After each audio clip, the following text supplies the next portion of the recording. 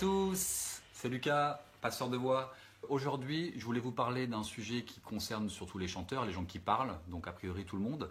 C'est la position du larynx. Quand on chante, on a plutôt tendance à se concentrer sur le son qui va sortir, mais on n'imagine pas qu'en fait il y a un trajet. Et ce trajet, il est défini, la longueur de ce trajet est définie par le larynx et par l'espace qu'il y a des cordes vocales jusqu'au nez ou des cordes vocales jusqu'aux lèvres. Vous voyez? Au-dessus des cordes vocales, jusqu'au nez, jusqu'aux lèvres. Et la longueur de ce passage-là, elle n'est pas fixe, elle est mobile, elle peut bouger en fonction de la position du larynx. On peut le bouger de bas en haut, regardez. Là, il descend. Ouais, là, il remonte. Et là, il remonte encore plus.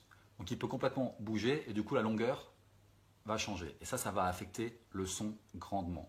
Alors, le larynx peut aussi bouger de gauche à droite, puisque c'est comme si on avait une cage d'ascenseur ici. Si vous prenez vos doigts, vous allez prendre vos doigts, genre le pouce et vos deux index, vous les posez de chaque côté du larynx. Voilà, et vous allez les déplacer. Comme ça, vous faites pas mal, il faut y aller vraiment doucement. Et vous voyez que ça peut bouger. Maintenant, essayez d'avaler en même temps. Ah, quand on avale, il y a des muscles qui rentrent en jeu, on ne peut plus le déplacer de chaque côté. Vous avez vu? Alors, il faut faire ça tranquillement. Alors, pour pouvoir savoir si votre larynx il est haut, il est bas, dans quelle position il faut le mettre pour parler ou pour chanter, ça va affecter vraiment le son de votre voix. Vraiment grandement, je vais vous montrer. Et puis à la fin, quand j'aurai fini de vous parler du larynx, je vous ferai une petite chanson quand même pour détendre l'atmosphère. Enfin, on va pas être tendu en fait, je dis ça, mais... Donc, pour vérifier la position de votre larynx, vous allez poser vos doigts de chaque côté du larynx, et notamment de la pomme d'Adam, que ce soit les filles ou les gars, vous en avez une. Vous posez vos doigts de chaque côté, voilà, comme ça, et vous allez avaler. Ok, vous avalez. Est-ce que vous sentez que votre larynx, que la pomme d'Adam remonte? Vous sentez ça? Voilà. Maintenant, je vais vous faire l'expérience avec un son. Par exemple, si vous prenez le son Do, Do, un peu comme un russe qui dirait oui. Ouais, c'est ça. Da, ça veut dire oui en russe. Wow, je suis trop fort en langue. Donc, vous allez dire Da, vous allez répéter Da. Do, Do, Do. Vous posez vos mains, vous allez faire Do, Do, Do. Et il descend. Maintenant, une fois que vous avez fait ça, vous allez faire l'expérience avec, par exemple, la voix de Bugs Bunny qui faisait genre Hey, what's up, Doc? What's up, Doc? Voilà, une voix plutôt aiguë. Regardez mon larynx. Hey, what's up, Doc? What's up, Doc? Vous voyez, il monte et après il revient en position. Donc, si vous mettez vos mains dessus et que vous faites Hey, hey, né, né, né, un peu dans les aigus, vous allez sentir votre larynx qui monte. Ok? Donc, l'idée c'est quelle est la meilleure position du larynx pour chanter? Il y a plein d'écoles en termes de chant qui proposent des choses. On n'est pas dans une religion du chant, on expérimente et on découvre au fur et à mesure ce qui nous correspond et ce qui fait qu'on chante mieux surtout. C'est ça l'important. Donc, la position du larynx basse permet d'allonger l'espace. Quand on allonge l'espace, ce qu'on fait, c'est qu'on va renforcer toutes les fréquences graves, les résonances basses. C'est beaucoup utilisé en lyrique. En lyrique, on a tendance à chanter avec un larynx bas. Certains profs de chant vont vous dire qu'il faut toujours avoir le larynx très bas, très bas, très bas. Ils vont vous faire plein d'exercices pour que le larynx soit bas. Quand le larynx est bas, vous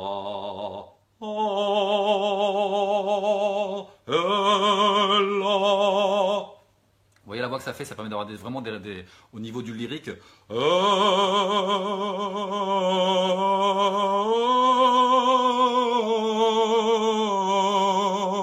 J'allonge le trajet là, j'augmente les résonances profondes, basses. Donc souvent même quand vous allez faire une caricature de lyrique ou que vous voulez imiter le chant lyrique, vous allez en général prendre un peu cette attitude là et faire oh, oh, oh. Et ce qui se passe c'est que le larynx descend. Quand on fait une caricature, on va avoir tendance à mettre beaucoup de tension et beaucoup de pression. Et c'est ça aussi, donc le côté négatif de cet aspect de larynx bas, c'est que si on insiste en permanence et qu'on veut absolument parler tout le temps avec un larynx bas, avec une voix comme ça, plus de grave dedans, ce qui se passe, c'est qu'au fur et à mesure, on va créer des tensions. Parce qu'on va appuyer, on va écraser sa voix. Vous connaissez peut-être des gens qui parlent avec une voix un peu écrasée, un peu rentrée, avec la voix vraiment très très basse, avec des grands... Ben, c'est que le larynx, il a une position peut-être un peu figée, mais basse. D'accord? Donc, si vous faites tout le temps ça, vous allez avoir tendance à renforcer des tensions. Il y a des muscles ici qui relient le cartilage thyroïde, c'est-à-dire la pomme d'Adam, au sternum, et qui relient aussi l'os hyoïde qui est juste là, voilà, qui font partie du larynx, au sternum. Donc ça tire ces muscles-là vers le bas. Oh, oh, oh, oh, je vais prendre une voix grave, je vais avoir une voix de bec. Oui, je vais être viril. Voilà, si vous insistez sur cette voix grave comme ça, au bout d'un moment, vous allez avoir des tensions et ça peut figer le larynx à cette position-là. Ensuite, pour ce qui est de la position aiguë, c'est un peu comme la position grave, c'est-à-dire que la position aiguë, ce qu'elle va permettre, c'est d'augmenter les résonances aiguës. Le trajet est raccourci, il est raccourci, et donc on va avoir beaucoup plus de brillance.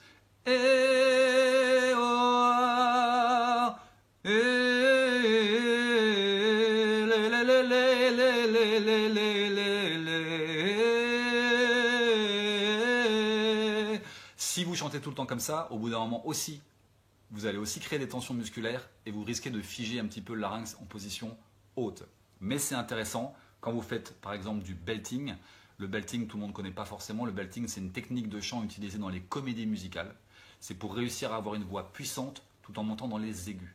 Parce que souvent dans les aigus, la voix a tendance à s'affiner.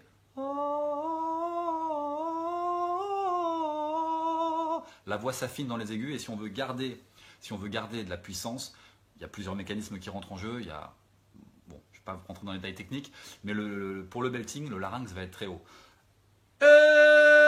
Quand vous criez, quand vous appelez quelqu'un par exemple, viens voir, toi par là. Quand vous criez, quand vous appelez quelqu'un, vous allez voir, votre larynx va monter. Le larynx monte et tac, vous vous retrouvez avec un larynx qui est plus haut, mais qui va vous aider à faire ça. Ok, mais si on fait ça longtemps, les gens qui chantent en belting très longtemps, ils ont intérêt à être très très très très échauffés. Sinon, au bout d'un moment, fatigue vocale, pareil, énormément de tension. Troisième position, larynx en position neutre.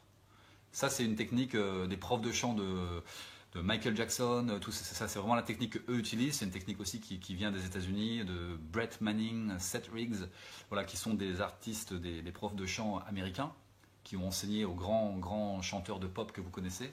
Pour eux, l'idée, c'est de rester toujours avec un larynx en position médium. Voilà. Alors, c'est pas ça que je préconise non plus. Ce qui est intéressant avec ça, c'est que ça permet d'éviter les tensions en haut et les tensions en bas. Mais du coup, le fait de vouloir toujours maintenir cette position-là crée d'autres tensions. Parce qu'en fait, imaginez un garçon qui est dans l'eau, dans la mer, dans l'océan, il y a des vagues. S'il veut rester tout le temps au même endroit, lui, il ne veut pas bouger avec les vagues, il veut rester tout le temps au même endroit, il va devoir faire des efforts musculaires pour rester en cette position, malgré le courant.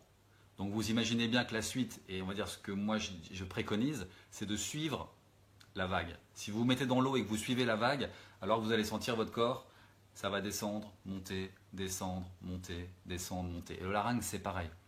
Il faut que le larynx soit hyper relâché, détendu, et qu'il puisse toujours aller là où on en a besoin. C'est-à-dire que si vous avez besoin de monter dans les aigus, on laisse monter le larynx. Si vous avez besoin d'amener des graves, on laisse descendre le larynx.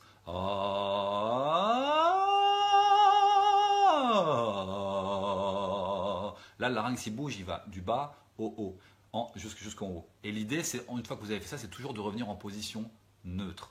Ok ? Donc, ça ne vous parle peut-être pas la position neutre, donc je vais vous filer un exercice pour que vous puissiez trouver cette position neutre. C'est-à-dire que vous allez poser 2 doigts ici et le pouce de l'autre côté, voilà.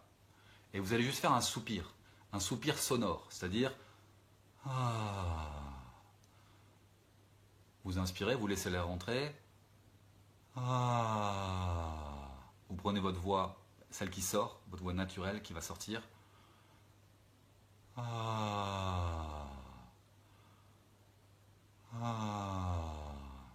si vous n'arrivez pas à le trouver encore, vous avalez. En gardant les doigts sur le larynx, le fait d'avaler, ça fait monter le larynx, d'accord? Et vous observez quand vous avez fini d'avaler que le larynx redescend en position neutre. Donc vous avalez plusieurs fois, et le larynx redescend une fois qu'il est monté. Il monte et il descend. Vous avalez, il redescend. Est-ce que vous sentez ça? Que ça monte? Quand vous avalez, que ça redescend, et quand il redescend, il se retrouve en position neutre. Et une fois que vous avez cette position neutre, alors vous refaites le soupir. Ah. Ça, c'est un super exercice pour s'échauffer la voix. Et c'est un super exercice aussi pour relâcher la voix. D'ailleurs, quand vous rentrez du boulot, des fois, vous vous mettez sur le canapé, vous faites quoi? Ah. Voilà. Parce que ça a un effet très important sur le système nerveux au niveau de la détente. Ça permet de relâcher les muscles du larynx et ça vous permet de retrouver un larynx en position neutre. Ok? Donc surtout, il faut aller avec le flot, aller avec l'océan, aller avec la vague, permettre au larynx de descendre et de monter. Et ça vient effectivement avec la pratique, mais déjà le fait d'en avoir conscience, de se dire tiens, pourquoi j'ai toujours une voix très aiguë? Peut-être que mon larynx il est un peu coincé en haut. Pourquoi j'ai une voix toujours grave, même si je suis une fille, je parle toujours comme ça, avec une voix grave. Peut-être que votre larynx il est peut-être un petit peu trop bas en permanence parce qu'il y a des tensions. Donc ça c'est une piste aussi à explorer. Si vous n'aimez pas votre voix parce qu'elle est trop aiguë, trop grave ou pas assez comme si, la position du larynx peut vachement influencer sur ce que vous entendez, sur la couleur de votre voix, sur le son que vous entendez. Ok? Voilà pour les infos. N'hésitez pas à poser des questions si vous en avez. Une dernière chose pour le bas, quand vous allez bâiller par exemple, le larynx descend. Vous voyez, quand vous bâillez, le larynx descend. Quand vous avalez, le larynx monte. Ça vous permet de vérifier déjà vous où est votre larynx. Ok? Sachant que toujours on le ramène en position neutre. Quelques petits mouvements pour détendre les épaules, la nuque. On ramène le larynx en position neutre et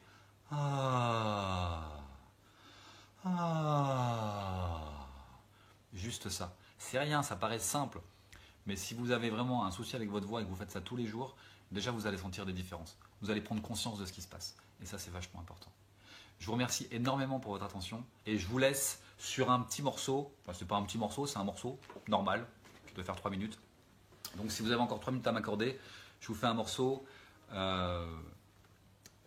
que j'ai écrit qui s'appelle Vue de ma lune. Voilà, parce que mon métier, je suis professeur de chant, je suis coach vocal. Mais je suis aussi auteur, compositeur, interprète, donc j'écris des chansons et je me produis sur scène avec un groupe. Donc ce morceau-là fait partie de mon répertoire. Ça s'appelle Vue de ma lune. Voilà, n'hésitez pas à regarder mon larynx, voir s'il monte ou s'il descend. Ça marche? Alors Vue de ma lune. J'ai une guitare là. Et merci encore, inscrivez-vous. Merci Marc.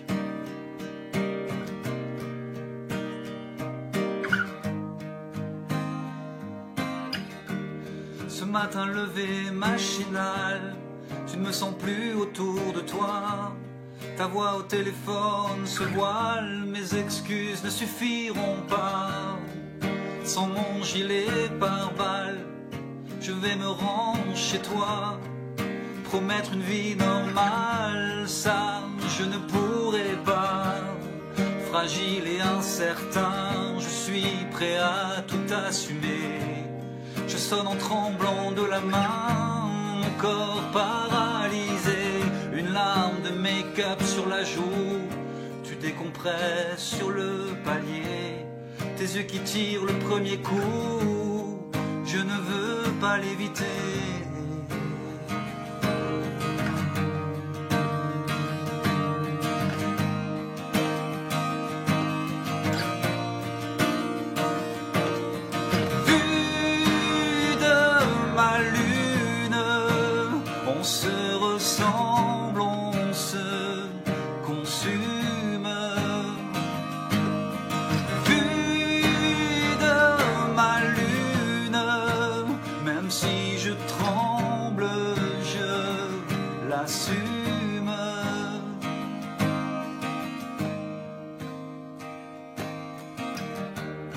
Et là je tombe à tes genoux, les mots sortent tout mélangés. J'ai peur, t'es belle et je suis fou de toi. Je veux l'éternité, tes yeux qui changent de visage, tes lèvres qui essuient mes larmes. Je serai ton otage si tu baisses les armes.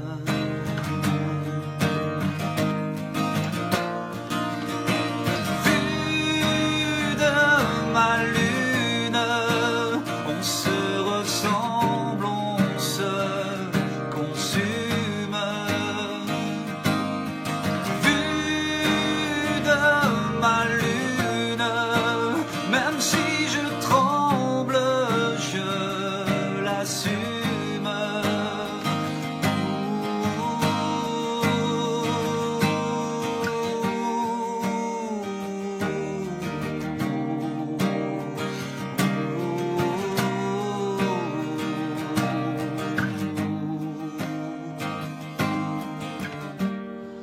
matin levé machinal, je sens ta main sur mon poignet, ta voix dans mon oreille se voile, je reste là, enfin j'essaie.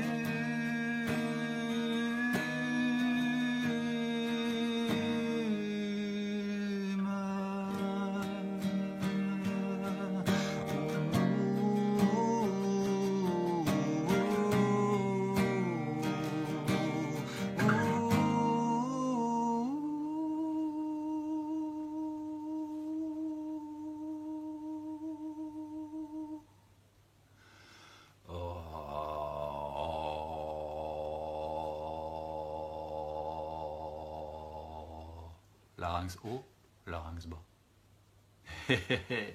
Et cool, merci beaucoup à tous.